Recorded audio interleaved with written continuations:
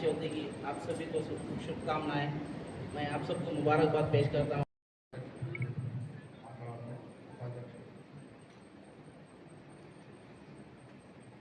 तमाम सभी ने मिलकर इसको एक को मनाया है, उसी तरीके से हम नहीं हुआ जो 78 साल से हम लोग यहाँ तक आर्मोर पेरकिट मामिड़पल्ली के अंदर जितने भी जो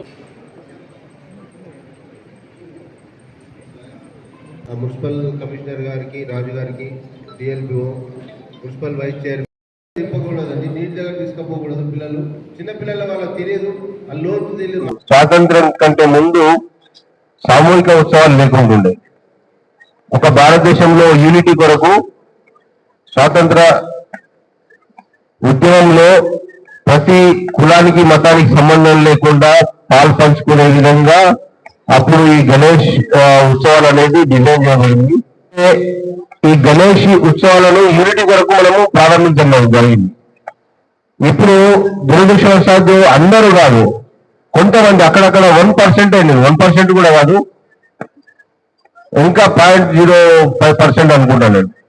అక్కడక్కడ కొంతమంది తెలిసి తెలియని తరంతో ఒక చిన్న ఇష్యూ లేపడం వల్ల అది ఒక తులసి తోటలో గంజాయి మొక్కలాగా ఆ దుర్వాసన అంతా సొసైటీకి అంటడం జరుగుతాం.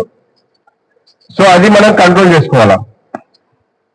ఇది ఇష్యూస్ అయితే ఒక తండ్రికి 4 కొడుకులు, ఇప్పుడు 4 అంటే ఇప్పుడు 2 ఉంటాం అనుకోండి. ఒకప్పుడు 4 నాన్న ఉండే, 2 కొడుకులు ఉంటే 2 కూడా వాడు ఏదో చిన్న చిన్న గొడవలు వస్తాయి. అట్లానే విడిపోయే అవకాశం లేదు. ఈ సొసైటీ ఉన్న రోజులు మనం అన్ని మతాల వారు, అన్ని కులాల వారు మనం కలిసి సహజీవనం జరగాల్సిందే. ఇప్పుడు అనుకున్నట్టు అన్న, అక్క, బావ, మామ, కాక అని ఈ మతానికి సంబంధం లేకుండా సొసైటీకి వచ్చేసరికి అవన్నీ మనం మాట్లాడుకుంటున్నాం. కానీ దురదృష్టం కొద్ది ఏంటంటే అది ఎప్పుడన్నా ఇష్యూ అయినప్పుడు ఆ రిలేషన్షిప్ మర్చిపోతున్నాం. మనం ఆ క్షణం వరకు మర్చిపోతున్నాం. తర్వాత మళ్ళీ అదైపోయిన తర్వాత మళ్ళీ కలుస్తున్నాం. మళ్ళీ కలిసినప్పుడు అంతకుముందు ఉన్న రిలేషన్షిప్ అనేది మన మనసులో రాదు.